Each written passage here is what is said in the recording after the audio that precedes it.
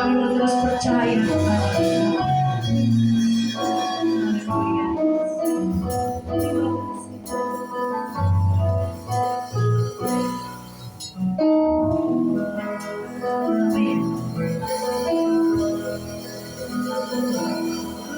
hidup karena percaya Kau yang berjanji setia berhadapanku selalu ada di dalamku.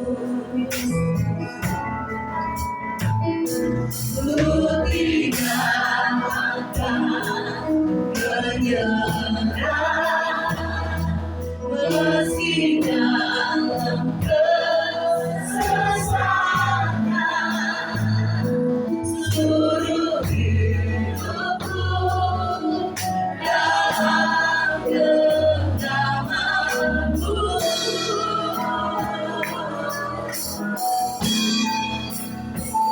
Aku punya Tuhan yang besar yang telah berjanji dan selalu menggenapi firman-Ku bersemangat percaya kuasa-Nya. Ku terima sekarang kemenangan dariku. Hidupkan nama saya. Ku hidup karena percaya Kau yang berjanji setia menghadapku selalu ada di dalamku. Kami tidak akan menyerah.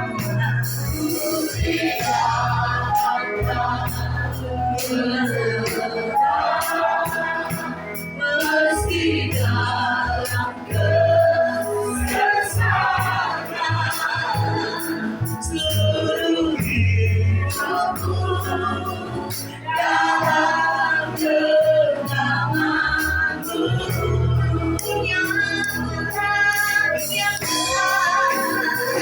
Aku punya Tuhan yang genapi firman-Ku bersemangat percaya kuasa-Nya. Ku terima sekarang kemenangan dariku.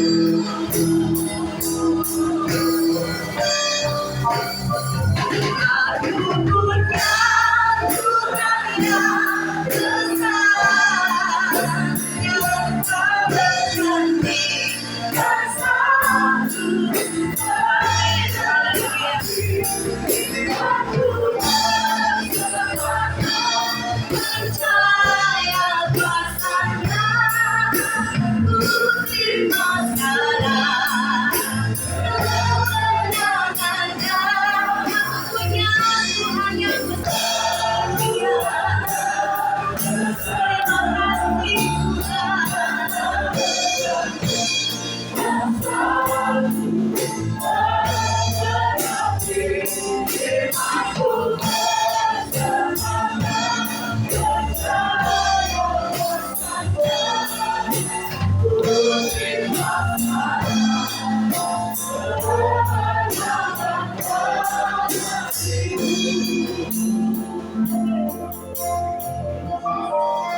Setelahnya kami memuji-muji Engkau, memberikan persembahan pujian. Hidup kami juga diberkati melalui firman Allah. Sebentar kami akan mendengarkan firman Allah. Urapi hamba, pengurapan itu memampukan hamba menyampaikan firman Allah, berita tentang kekudusan. Berikan kepada kami telinga yang cakap untuk mendengarkan dengan firman Allah. Berikan kami rasa hormat terhadap firman Allah. kerinduan yang penyalahnya, disampaikannya firman-Nya, mujizat terjadi. Kami mau dididik, diajar, dan diluruskan dalam hidup kami. Kami terima kebenaran firman-Nya di dalam nama Tuhan Yesus Kristus. Haleluya. Amin. Dipersilakan duduk buat hambanya yang akan menyampaikan firman Allah. Saya persilakan.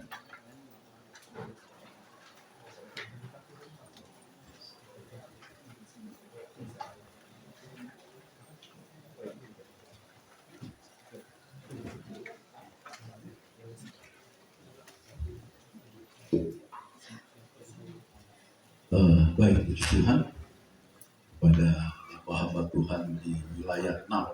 Ya, saya baru pertama kali ke sini, terlebih dalam acara Bukerwil di wilayah 6. Saya sebagai utusan dari majelis daerah. Puji Tuhan, kita akan bersama-sama diberkati lewat firman Tuhan pada kesempatan acara ibadah Bukerwil di wilayah ini. Puji Tuhan. Firman Tuhan memang sudah diberi satu tema, satu ayat ya, dari majelis daerah seluruhnya. Ya, satu ayat itu untuk disampaikan setiap Bukerwil di setiap wilayah. Puji Tuhan. Kita akan bersama-sama untuk membaca satu ayat di dalam Wahyu pasal 22 ayat yang ke-11. Namun kita baca ayat 10 dan ayatnya yang ke-11 dari surat atau kitab Wahyu. Ya. Untuk itu Bapak Ibu Saudara dikasih Tuhan, saya jemput bangkit berdiri. Kita akan bersama-sama untuk membaca kedua ayat ini dari Wahyu pasal 22 ayat 10 dan ayat yang ke-11. Kita akan baca bersama-sama ya. 1, 2, 3. Lalu ia berkata kepada, jangan mereka perkataan berbuat dari kitab ini, sebab waktunya sudah. Barang siapa yang berbuat jahat, biarlah terus berbuat jahat. Barang siapa yang cepat, biarlah terus cepat. Barang siapa yang benar, biarlah terus berbuat benar. Barang siapa yang kudus, biarlah terus menguduskan dirinya. Amin. Bapak Ibu yang kasih Tuhan, mana ayat ini menjelaskan kepada kita tentang waktunya sudah dekat dan jangan meteraikan kitab ini. Berarti di mana saudara Tuhan mau agar kita memahami kita berada di akhir zaman ini. Dan semua akan dibukakan supaya kita dapat memahami tujuan kita sebagai hamba-hamba Tuhan di akhir zaman ini. Nah, Bapak Ibu, saya kasih Tuhan.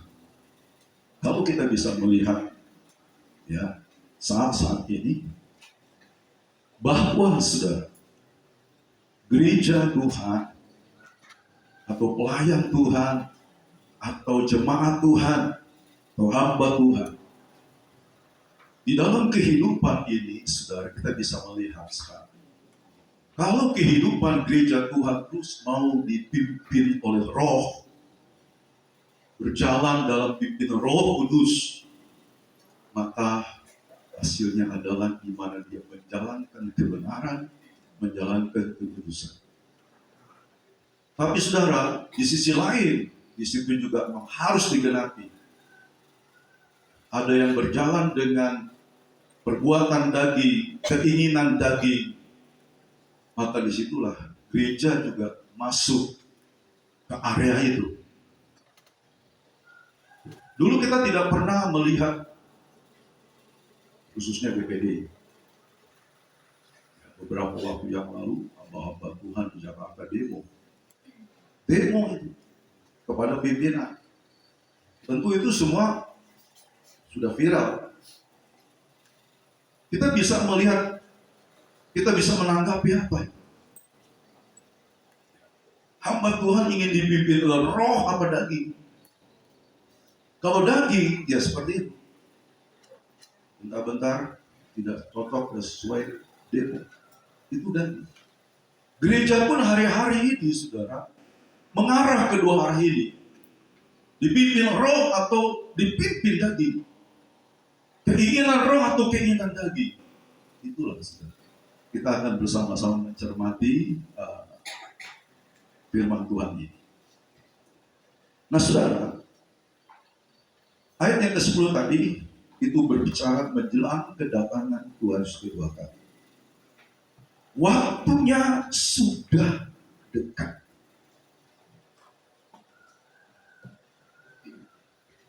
Nah, saudara, jadi betapa pentingnya waktu, dan waktu di sini menyebut berbicara tentang kairos. Ini waktunya Tuhan.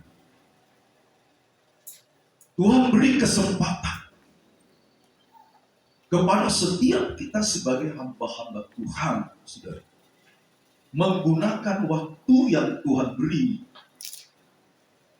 Usia kita, Mazmur katakan 70, 80 sudah berbonus, kesananya akan semakin susah, sulit. Nah, saudara, itulah sebabnya kita punya waktu dalam pelayanan pekerjaan Tuhan yang Tuhan percayakan. Baik hamba-hamba Tuhan yang dipercayakan sebagai pengurus wilayah, KD, komisi daerah, komisi wilayah, majelis daerah di Jawa Tengah ini. Nah, saudara kasih Tuhan, itu sebabnya kita tentu melayani pekerjaan Tuhan ini menggunakan waktu, kesempatan yang Tuhan berikan kepada kita. Nah, saudara, jadi betapa pentingnya waktu itu. Jadi, saudara, kita gunakan sebaik-baiknya. Saya percaya dan sebagai hamba Tuhan punya waktu-waktu jam doa, ya, jam-jam doa. Saya pernah dalam situasi COVID itu saya suami istri doa puasa, doa malam, ya, doa semalam. Saya pernah, saudara, WA sama Pak Paulus, dia lihat status saya kok jam segini, saya WA. Ya, Pak Paulus lihat saya sedang WA di situ, Pak Paulus WA dengan saya. Ternyata saya katakan kita sedang doa. Ya, Pak Paulus suka doa malam. Nah, saudara kasih Tuhan. Jadi waktu itu sungguh luar biasa, saudara. Kita gunakan dengan baik. Kita punya pelayanan itu, saudara. Waktu yang begitu banyak sekali kita dalam kegiatan-kegiatan di gereja. Kegiatan-kegiatan ibadah di gereja, di rayon dan sebagainya, saudara, itu sudah kita gunakan waktu. Apalagi saudara sebagai pengurus wilayah, pengurus di daerah itu kadang-kadang waktunya bisa bersingkat. Kita, saudara, jujur banyak waktu berbuang di jalan, apalagi yang jauh-jauh, ya Mas Revan. Ya, saudara. Ya. MD ini punya program-program, ya, yang memang harus dikerjakan. Nah, kalau memang kita sudah capek, lelah, istirahat. Kadang istirahat cuma sebentar, saudara. Karena besok harus ke Semarang. Jadi waktu tidur itu cuma sedikit. Dan juga harus jaga fisik dengan baik.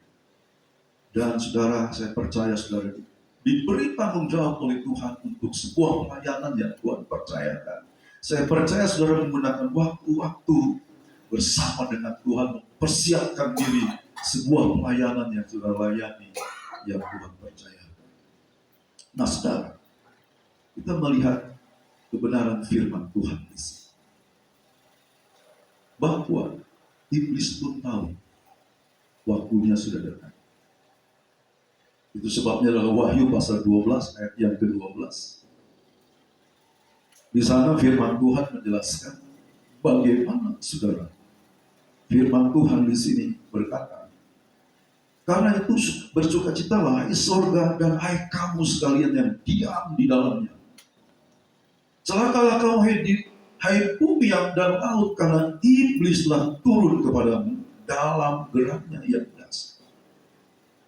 Karena ia tahu bahwa waktunya sudah singkat.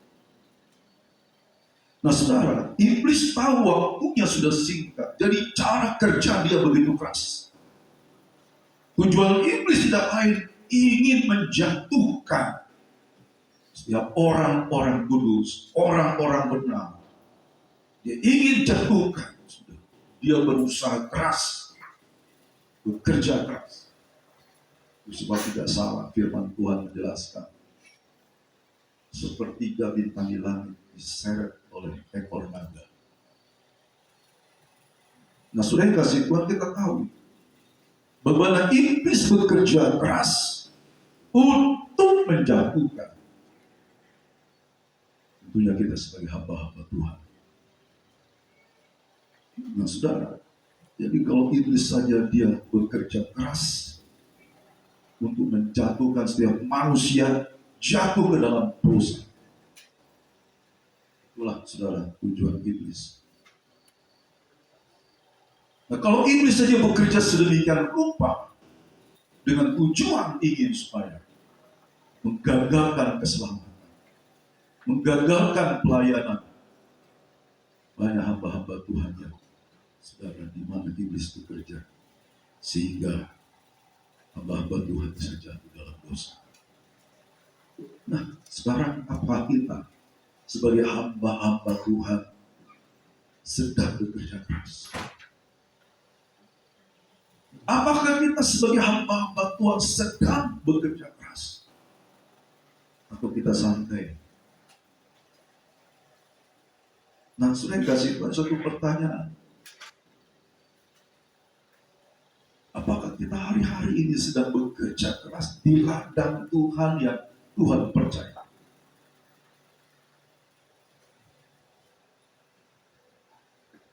Rasul Paulus dia sampaikan dalam 1 Korintus 15 ayat yang ke-10.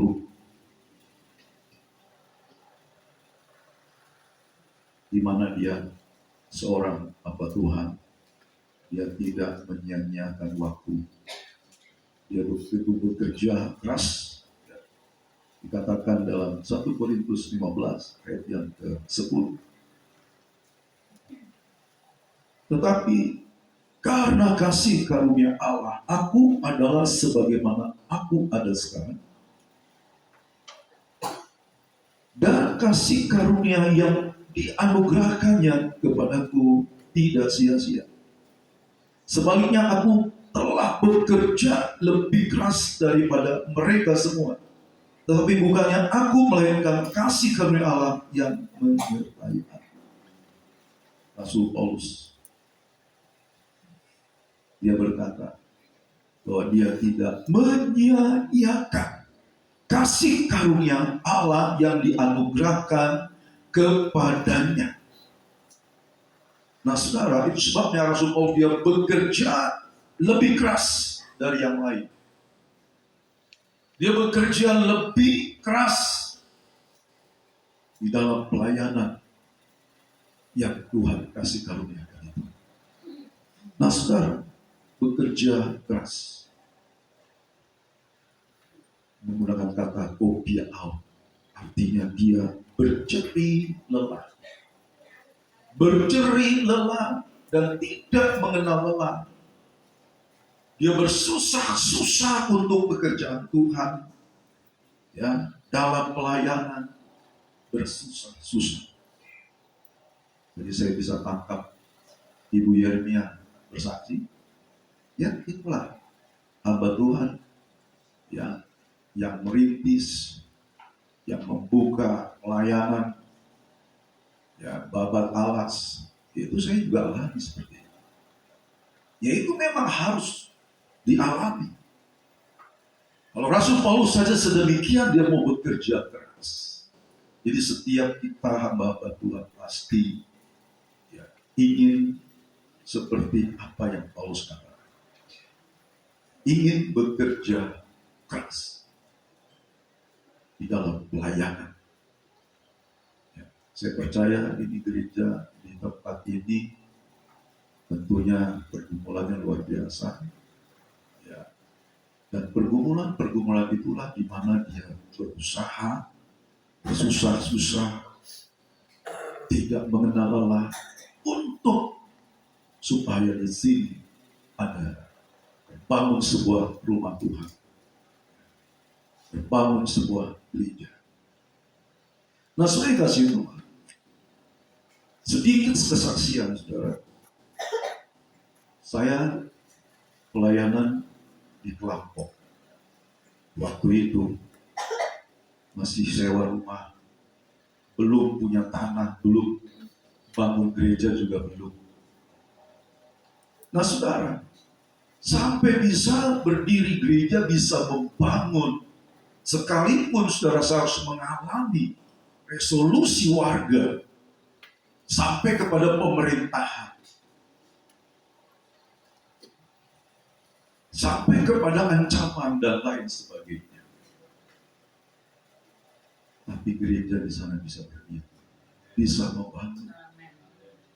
Itulah usaha, sungguh-sungguh, berjerih lelah, semua dikorbankan apapun. Yang penting di sana, umat Tuhan, jemaat Tuhan bisa beribadah.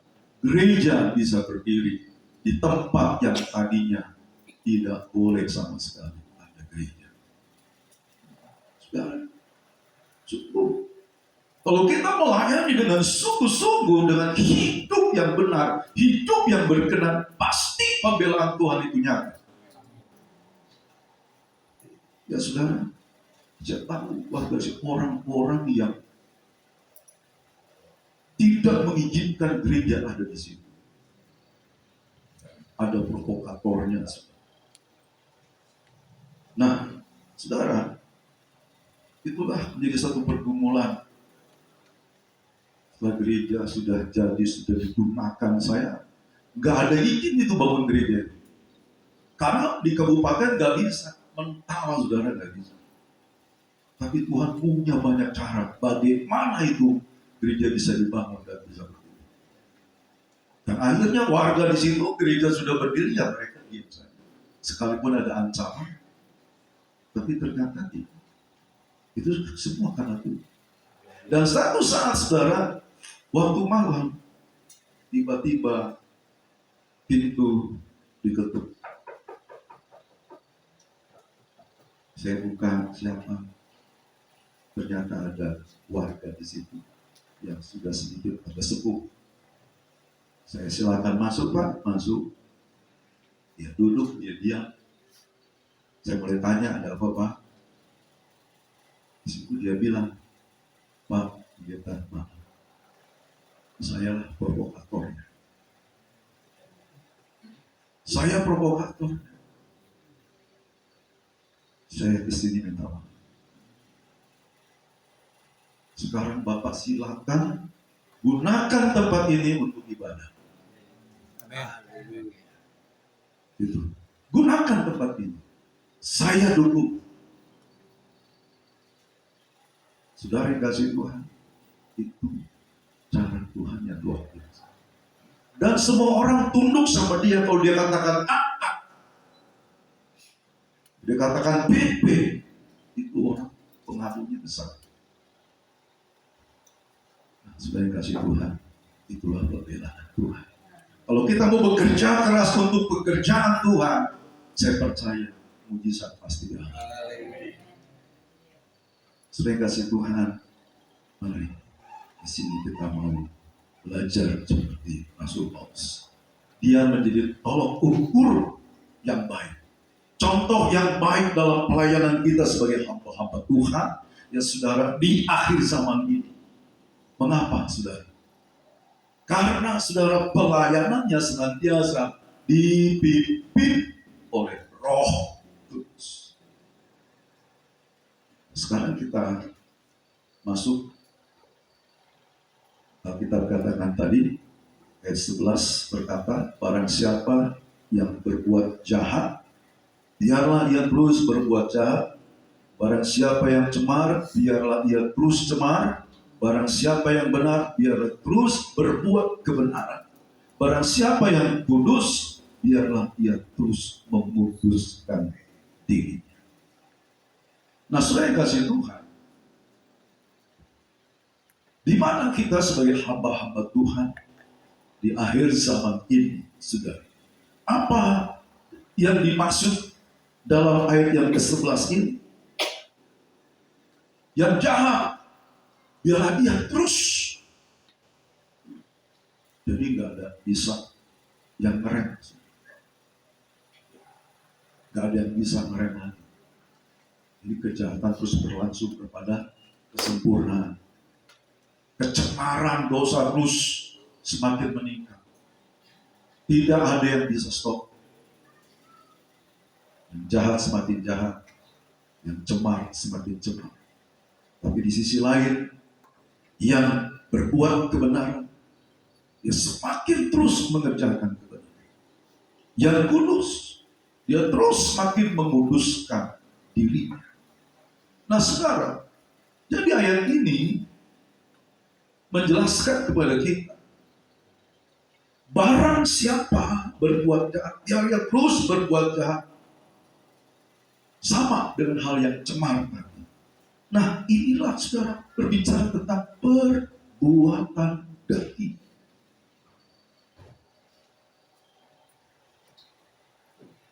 Inilah keinginan daging.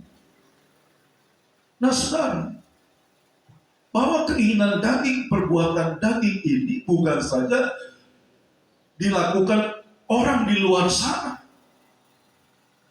tapi ini menjadi suatu tantangan dalam kehidupan kita sebagai hamba Tuhan.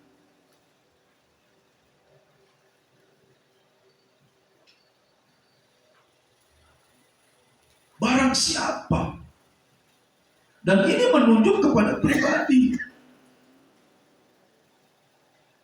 Apakah itu orang dunia? Apakah itu orang percaya? Apakah itu anak Tuhan? Apakah itu hamba Tuhan? Ini yang sudah yang perlu kita dapat perhatikan. Kita tahu bagaimana Rasul Paulus dia sampaikan apa itu, saudara, perbuatan daging. Perbuatan daging.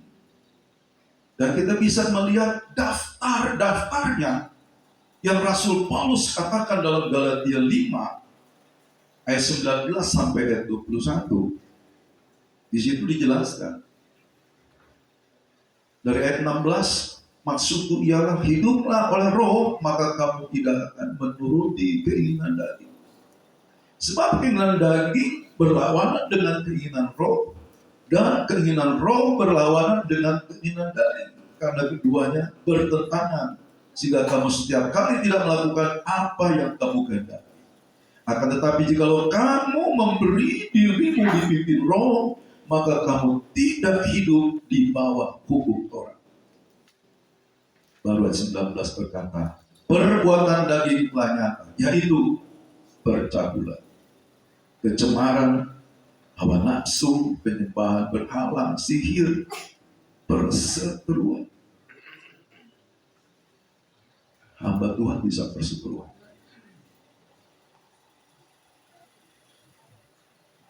Perselisihan.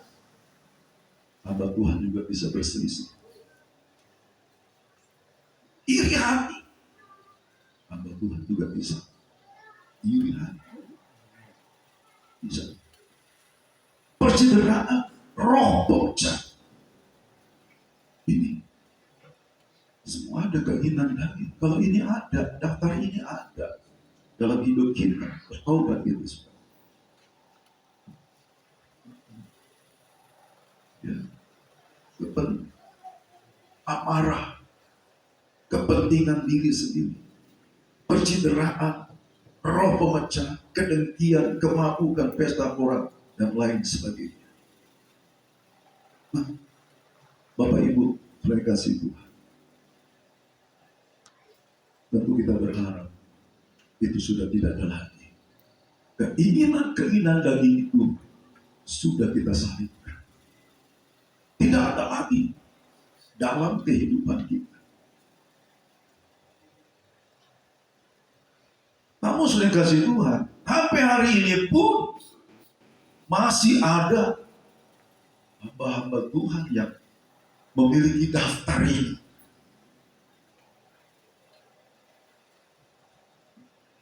Ya. Nah, sudah dikasih Tuhan. Jadi, kebenaran firman Tuhan pada saat kesempatan ini, biarlah kita tetap menjadi hamba-hamba Tuhan yang mau tetap dipimpin dengan keinginan roh, bukan keinginan daging. Lalu sudah dikasih Tuhan. Berikut, barang siapa yang benar, barang siapa yang kudus, biarlah ia terus berbuat kebenaran, menguduskan dirinya. Dan inilah perbuatan roh, inilah keinginan Roh Kudus.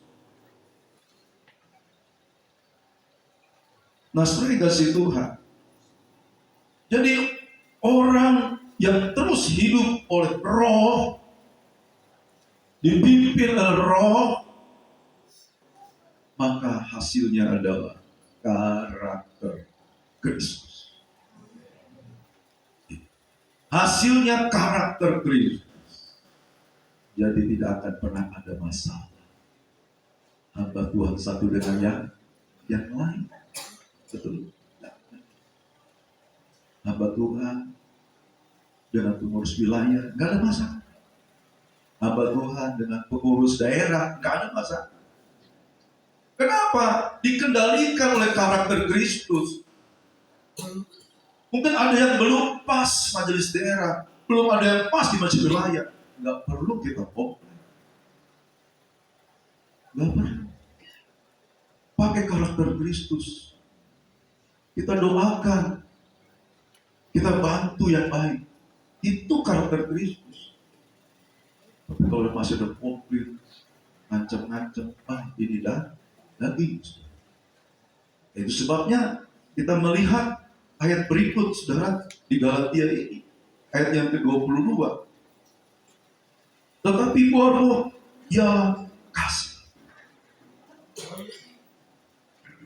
sukacita, damai sejahtera, kesabaran, kemurahan, kebaikan, kesetiaan, kelemah lembutan, penguasaan diri. Tidak ada hukum yang menentang hal-hal itu. Luar biasa.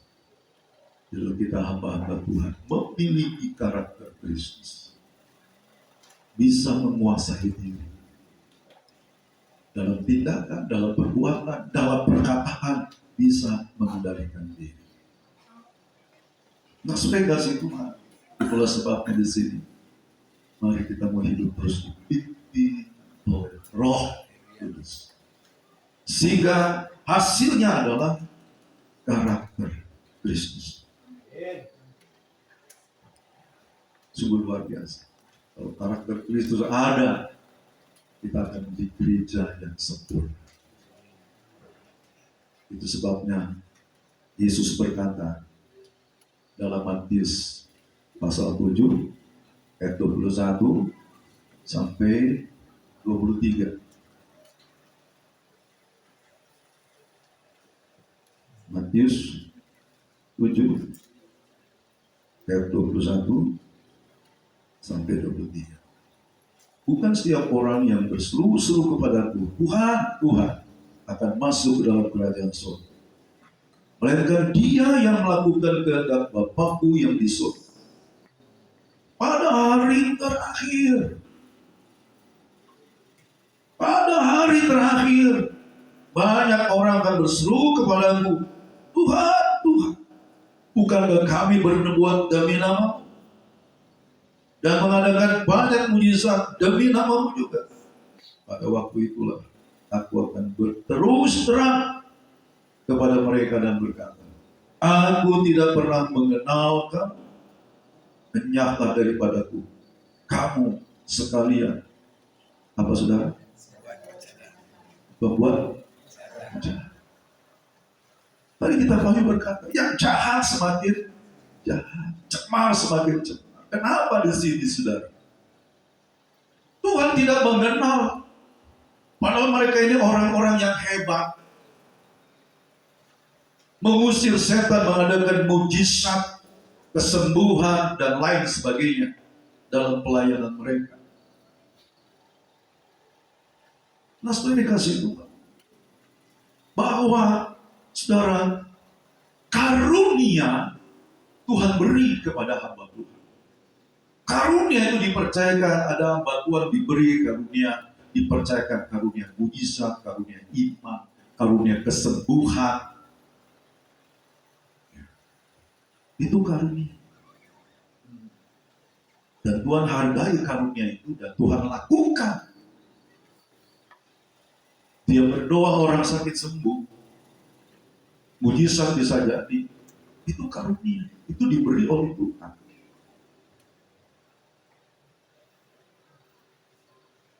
Tapi saudara, hamba Tuhan ini kenapa tidak dikenal? Kenapa tidak dikenal oleh Tuhan? Nah, sudah kasih Tuhan, inilah. Dia bisa melayani, ada karunia luar biasa. Tapi karakter Kristus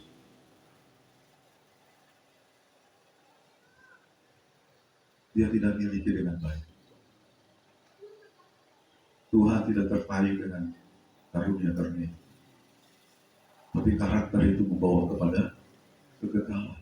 Karakter itulah yang membuat Allah mengenal dia. Nah, sudah kasih Tuhan. Jadi dikatakan di sini, pada hari terakhir, dalam beberapa terjemahan dikatakan, pada hari pengadilan, pada hari kiamat. Nah, saudara, mengapa Tuhan saat itu berterus terang? Dia berterus terang. Kenapa enggak sekarang ini? Tuhan terus terang aja. Tapi semua di ujung pada akhirnya. Nah, saudara, itu sebabnya Tuhan berkata, aku tidak pernah mengenal kamu. Penyebabnya tadi adalah pembuat kejahatan. Penyebabnya adalah pembuat kejahatan. Nah, kejahatan, saudara, dalam bahasa aslinya menggunakan kata anomia. Anomia ini sebuah pelanggaran hukum, kedurhakaan, kesalahan, dosa. Itu sebabnya, saudara, anomia ini berbicara pelanggaran, melanggar kebenaran firman Allah. Tidak melakukan kehendak Bapa di surga. Itu sebabnya, saudara, bukan orang yang berseru Tuhan akan masuk dalam kerajaan surga, melainkan dia yang melakukan kehendak Bapa-Ku yang di surga. Nah, saudara kasih Tuhan, itulah sebabnya bagaimana supaya kita tetap melakukan kehendak Bapa di surga. Melakukan kehendak Bapa begitu banyak, di mana kebenaran firman Tuhan yang sudah kita pelajari, yang kita sudah jabarkan, yang kita sudah ajarkan kepada jemaat Tuhan. Kenapa kita langgar?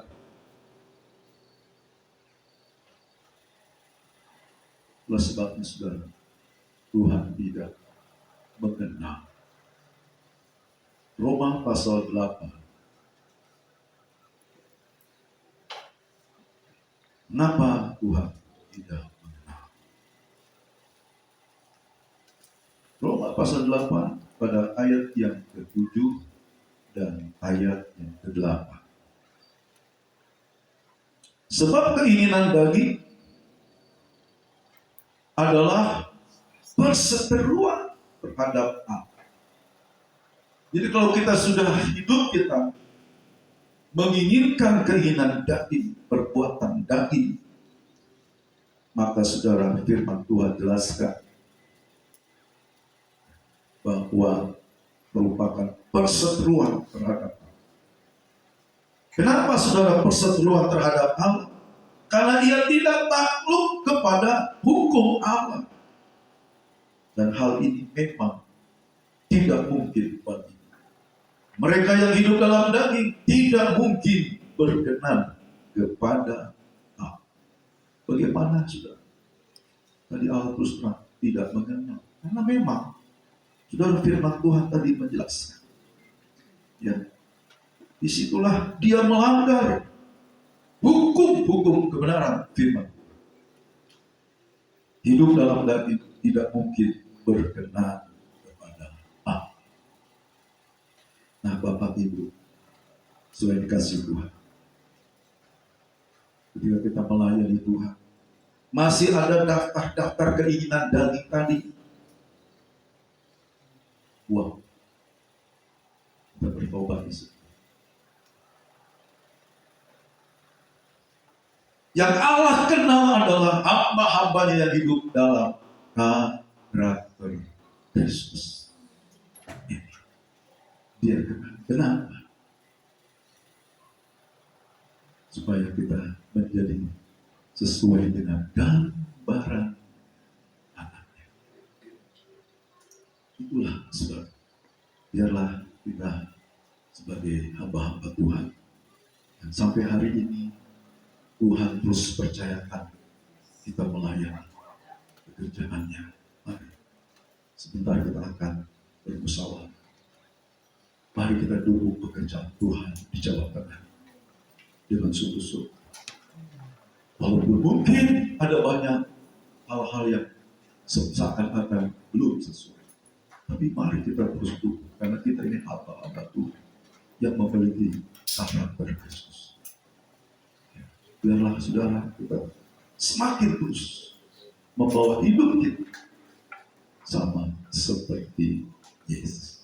Jadi kita makin berdiri mengakhiri musik. Ya. Kita mau angkat satu pujian.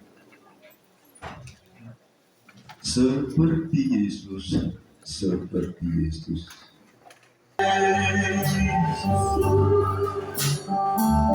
Seperti Yesus, itu saja jatuh di tangan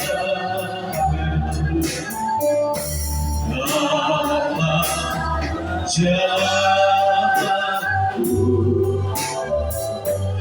sampai ke surga.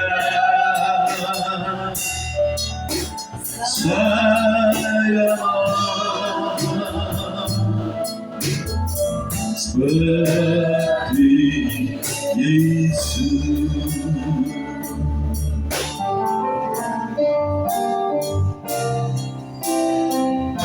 Seperti Yesus, seperti